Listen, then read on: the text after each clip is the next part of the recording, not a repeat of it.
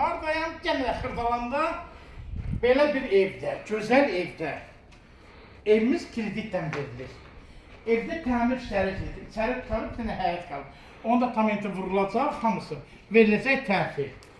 Ev patlamıq. Rəngin hamısı vurulacaq. Daxil olmaq evə.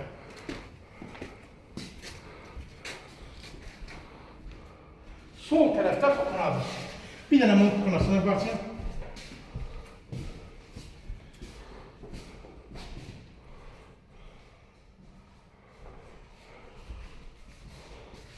Zalla Sağ var. tərəfdə zal. Ne büyük. Gölləyici zaldır, zirvədə yığılır. Qəşəng zaldır.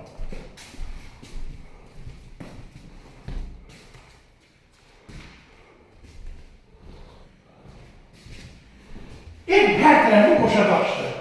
Baxın, gör hamısı qoşa daş qəşəng. Bu da bir otaq, ikinci otaqdır. Bu da bunun üçüncü otağı.